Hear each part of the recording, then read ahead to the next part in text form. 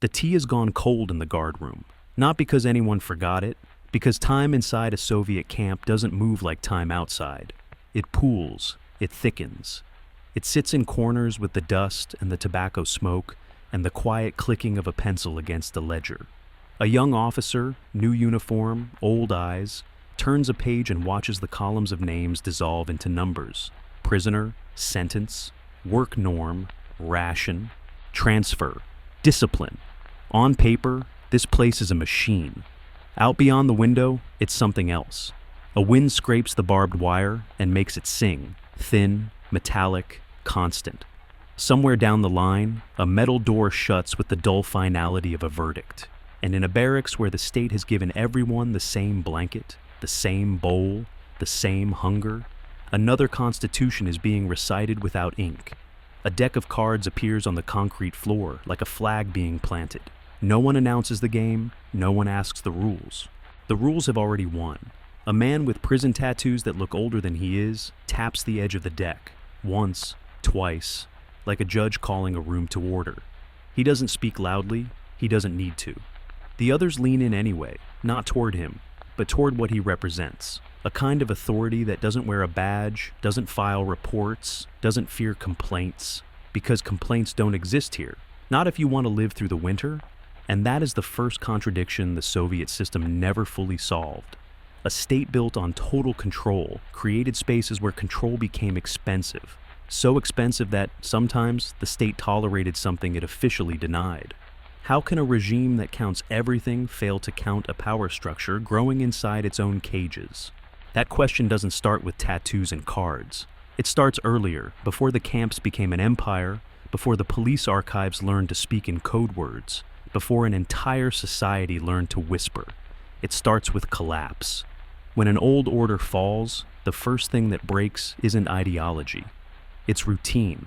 The locks are still on the doors, but no one knows which keys matter. The uniforms are still on the streets, but no one knows whose orders will survive the month. In that gap, between the world that died and the world not yet assembled, crime doesn't just happen. Crime organizes. After the Revolution and the Civil War, the streets filled with people who didn't choose criminal life as a philosophy, but as a calorie calculation. Millions were displaced, families broke, children became shadows under bridges, hands trained to dart into pockets the way other children are trained to write. You can call them thieves, but that word is too clean. Many were simply survivors who learned that hunger doesn't respect slogans. Beside them walked another type, men who had carried rifles for the old side, lost, and came home to find the future sealed off. Some turned to gangs not only to eat, but to spit in the face of a new order they despised. They had a discipline the street kids didn't. They had experience moving people, giving commands, punishing disobedience. Put those two together, and you don't get petty crime. You get structure. And then there were the veterans of crime itself, the career offenders who had operated under the czars, under provisional chaos, under red banners, under any banner. Regimes changed. Their work didn't.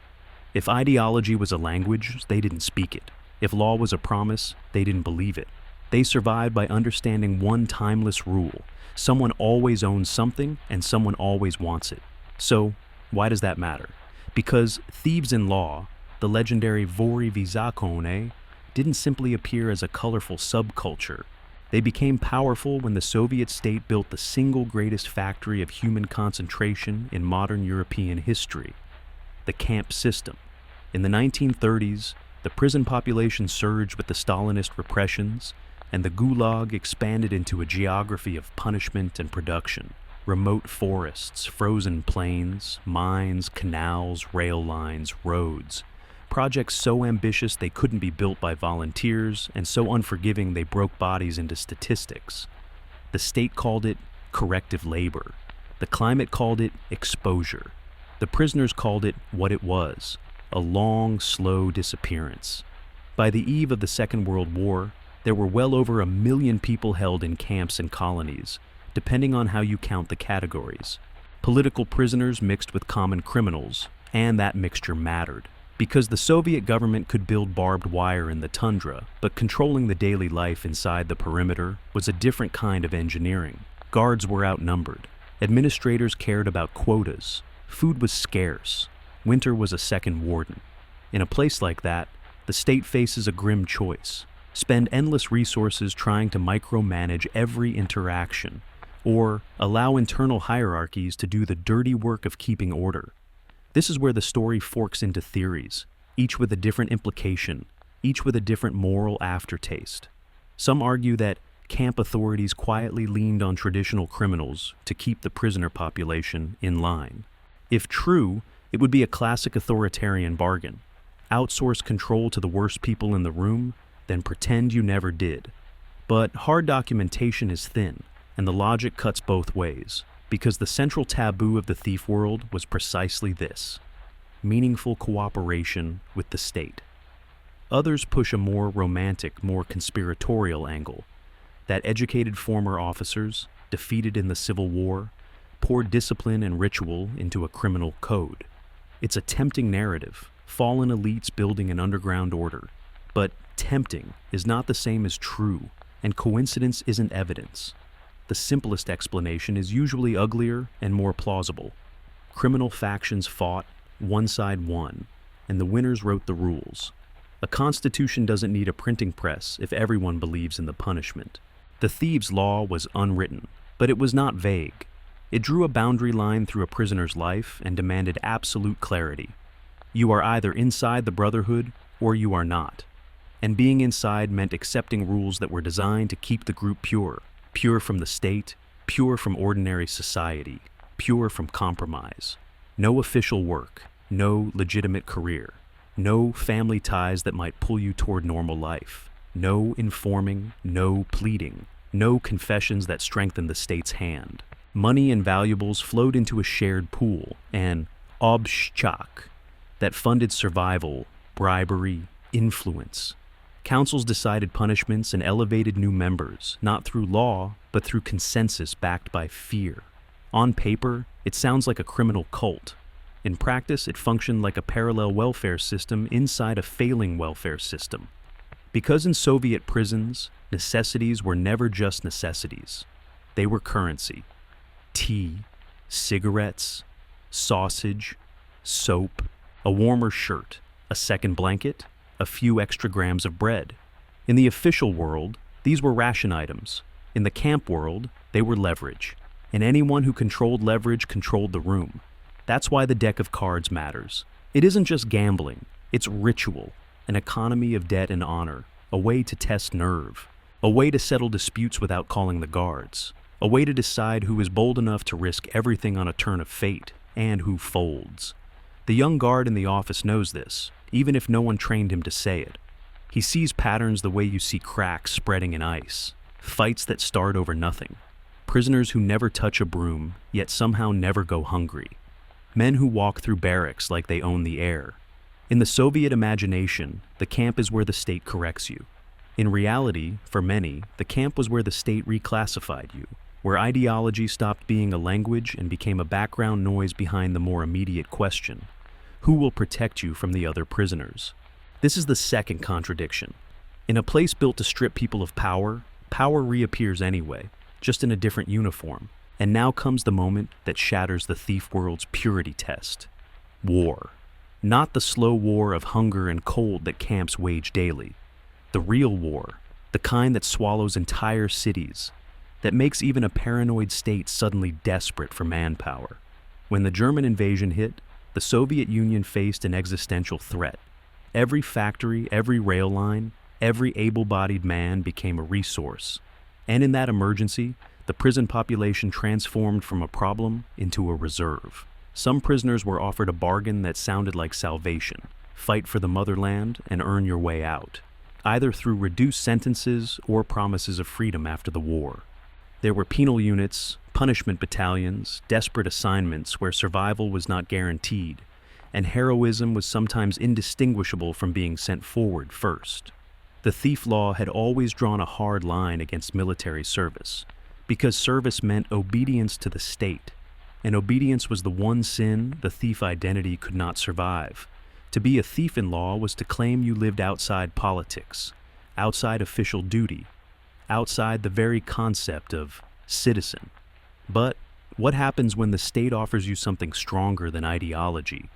What happens when the offer is warmth, food, a uniform that is not striped, a chance, however thin, of walking out of the wire? Inside a barracks, a man sits on his bunk and stares at his hands. They are not the hands of a soldier. They are the hands of someone who has survived by refusing to belong. Across from him, another prisoner, older, with a face that has learned to keep its secrets, leans forward and whispers the kind of sentence that can ruin a life without raising a voice. Go to the front, the whisper implies, and you come back changed. Not physically, not only physically, morally, structurally, permanently. Because if you take the deal, you have accepted the state's logic that it can purchase your loyalty. And if the thief world allows that, then what is the thief world? The guard in the office flips a page in the ledger and pauses on a new column, transfers out, names moving, bodies reallocated. The machine is shifting its weight. Outside, the barbed wire keeps singing. Inside, the deck of cards remains on the floor, untouched. Not as a game now, but as a question. If the thieves' law forbids the uniform, how many men will still choose it when the alternative is dying slowly in the cold? And more terrifying than that, when those men come back, what will they do to the ones who stayed faithful? The tea is still cold. The pencil stops tapping. Somewhere in the camp, a decision is made that will outlast the war itself. And the thieves' constitution, built to resist the state, faces a challenge it was never designed to survive. The first men come back in waves, not parades. No brass band, no speeches, just exhausted bodies stepping off trains and passing through gates that look too familiar. Gates they swore they'd never see again. The state that once handed them rifles now hands them bunks, the same planks, the same damp stink of wool and sweat, the same winter biting at every seam of hope. But the men returning are not the men who left. At first, the war shows up in small habits, sleeping with one ear open, eyes snapping to corners, hands resting too easily on anything that could cut. They learn discipline under artillery.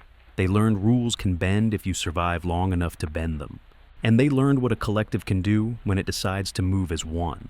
Inside the camp, the old thieves, the ones still loyal to the unwritten law, watch them like people staring at a crack spreading across ice.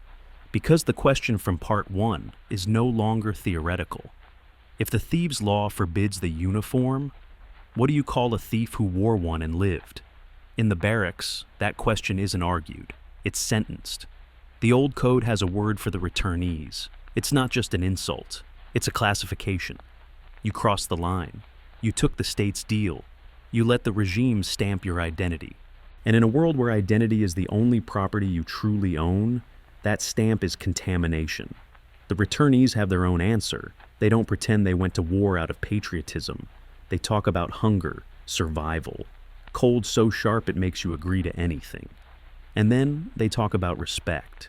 They come back expecting their old status to click into place, like a badge returned to a jacket after the wash. They expect the underworld to understand war logic, to make an exception. But Thieves-in-Law do not make exceptions. That's the point. A code you can bargain with isn't a code. It's a price list. So the camps change tone. It starts small, a seat taken at the wrong table, a cigarette not shared, a stare held too long, a card game that dies when a returnee enters, not from fear but from calculation. Then the returnees begin to move together. In the guard room, a young officer reads incident reports and feels a pattern he can't name. Fights that aren't personal, arguments that behave like drills, disciplinary violations that feel less like chaos and more like a reorganization from the inside.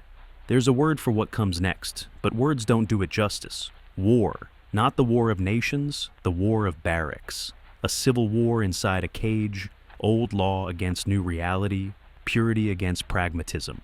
Men who refused the uniform against men who wore it and learned how to kill systems from within. The weapons are ordinary, and that's what makes them terrifying. A sharpened scrap of metal, a chair leg. A tool meant to fix something turned into something that ends something. Nothing cinematic, nothing noble. In a camp, even a spoon can become a question with a point. And something quieter happens too. More strategic. The returnees begin to speak to the authorities the thieves swore they would never acknowledge, not as informers, not as loyal citizens, as negotiators. A rumor moves through the barracks like smoke. The returnees have offered the administration a deal. We can restore order, the rumor says. We can weaken the old thieves. Productivity will rise, fewer stoppages, fewer organized refusals. To the Soviet state, that language is oxygen, order, output, discipline. The young officer never sees a written agreement. He sees only effects. Guards stop rushing into certain fights. Certain prisoners get placed together, then mixed, then separated again. Like the camp is being rearranged into a board game. If you want to destroy a code, you don't always break it from the outside. Sometimes you put its enemies in the same cell and lock the door. The old thieves respond the way institutions respond when their founding myth starts to fail. They adapt while pretending they haven't. There's a meeting, quiet, tense, disguised as routine. No banners, no speeches. Just men sitting too still, listening too hard. The old law is recited, then bent. A new allowance appears. An exception with a justification. Thieves, the council decides, may take certain work. Not real work, not the kind that makes you part of the state's machine. Work as disguise, work as access, barbers, scissors, metal in the hand of a man who was never supposed to hold a tool. It's a compromise that smells like survival and like defeat. Because the moment the law adjusts under pressure, everyone learns a lesson that will echo for decades. The code is sacred until it isn't. And the returnees, already trained to live with compromise, use that lesson like a crowbar. The camp war doesn't end with a treaty. It ends the way attrition ends. Exhaustion, thinning numbers, men learning to hide true loyalties because declaring them becomes expensive. Some old-school thieves vanish into anonymity, burying their status like a soldier burying a weapon after defeat, hoping the world will tilt back. But the world doesn't tilt back. The administration watches the bloodletting with the cold patience of people who don't have to hold the knives. Even when the state backs one side here and there, the outcome creates a new problem. No matter who wins, a powerful criminal network still exists, more militarized, more pragmatic, more experienced in bargaining. The machine keeps running, but the gears inside have learned to grind on their own. So, the state does what it always does when it faces a structure it can't fully penetrate. It isolates it. A new kind of prison begins to form in the Soviet imagination, not just a place to hold men, but a place designed to break a specific identity. A place where the usual camp ecosystem can't function. Where thieves can't order others to wash clothes, clean space, carry burdens, can't rule by effortless parasitism. A place built to humiliate symbols, white walls, controlled routines, rules that force the thief into the very acts his code calls degrading. No private kingdoms, no comfortable authority. In the guard room, older staff talk about it the way engineers talk about a new tool, not with excitement, with relief. Finally, a method. But in the Soviet world, methods always have a second purpose: performance. It isn't enough to break a man. The system wants him to confess he was broken, publicly. So pressure comes both physical and psychological, bureaucratic and intimate. The thief is placed where he can't keep his code without suffocating. He's forced to share space with people his law forbids. He's pushed to choose between purity and sanity. And then sometimes that choice becomes propaganda. A paper appears, a statement, a renunciation printed like a trophy. The young officer sees one later, folded on a desk, ink smudged where someone's thumb lingered. He reads the words and feels something he doesn't like naming. Satisfaction mixed with discomfort. He understands what it is. The state has always been good at converting private surrender into public proof. But the thieves have their own answers. They meet anyway, in whispers, signals, glances. They stage hunger strikes, not because hunger is new, but because refusal is the last language that still works. They demand recognition not as citizens, but as a force. And in that back and forth, pressure, resistance, propaganda, adaptation, the thief world absorbs a final lesson from the state itself. If you can't win through purity, win through leverage. By the last months of this period, the camps feel different again. The criminal war leaves survivors who are less romantic about rules and less afraid to bend them. The crackdown teaches everyone that ideology is negotiable if you have the right pressure points. Ordinary prisoners, the ones who never wanted to become symbols, get caught in the middle, buying safety with cigarettes, buying bread with silence, buying one more week with whatever they still have. That's how a code born as rejection of the state starts to resemble the state in miniature. Discipline, taxation, punishment, hierarchy. The deck of cards returns to the floor, but now it isn't a flag, it's a ledger. Who owes whom? Who can be trusted? Who has leverage? Who has none? And that brings us to the next question. The one that matters more than who won behind wire. Because even if the state claims victory, and even if the old thieves are broken or buried, one fact remains. The Soviet Union is entering an era where corruption grows like mold in the walls, quiet, persistent, hard to scrub out without tearing the building apart. When shortages become normal, whoever can supply the unsupplyable becomes powerful. So ask yourself, when the camps tighten visits, tighten deliveries, tighten every legal channel that keeps a prisoner alive, who steps in to fill the gap? In Part 3, the answer will be grimly practical. The thief world stops being only a prison code and becomes a business model that can survive the collapse of the Soviet state itself. The camp tightens in the 1960s, not with a dramatic decree, but with ordinary cruelty.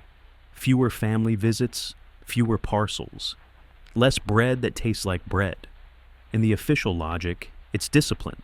In the prisoner's reality, it's a slow strangulation of the only legal supply line that ever mattered. Hunger doesn't need ideology, hunger only needs time. And into that gap steps the same invisible institution the state spent decades trying to isolate.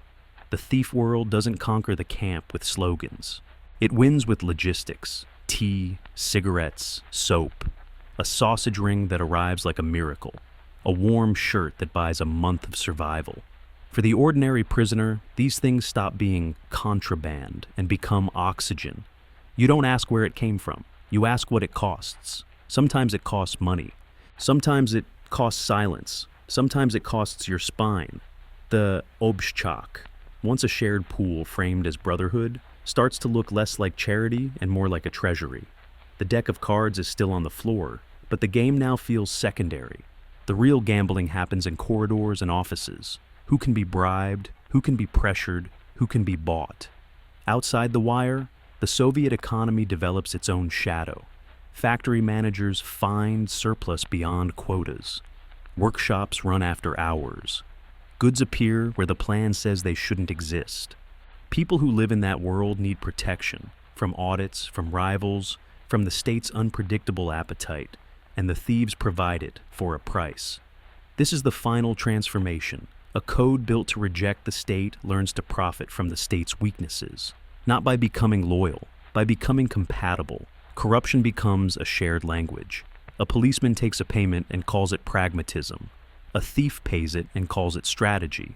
Some old-school figures resist. Some insist the law must remain pure. No open cooperation, no softness toward the authorities. But purity is expensive, and the new era rewards the men who treat honor like a negotiable asset. The scissors return, no longer a desperate weapon in a barracks, but a symbol of adaptation. What began as a trick to survive a prison war becomes a metaphor for the entire underworld. Cut away what you must. Keep what still works. Never admit the code changed even while you rewrite it. In the guard room, the tea is cold again. The young officer is older now. He understands something the slogans never taught him. The camp did not eliminate criminal order. It trained it. It forced it to evolve under pressure, like steel tempered by repeated heat. And when the Soviet Union collapses, the thief world doesn't collapse with it. It expands, borders open, markets replace plans. Law becomes something you can't always trust. The underworld steps into the vacuum with practiced ease, because it has lived in vacuums for generations. The old uniqueness begins to fade as money standardizes everything, but the habits remain. Loyalty as currency, violence as enforcement, corruption as infrastructure. The state once believed it could build a cage strong enough to reshape men. Instead, inside the cage, men built a state of their own. then carried pieces of it into the world that came after.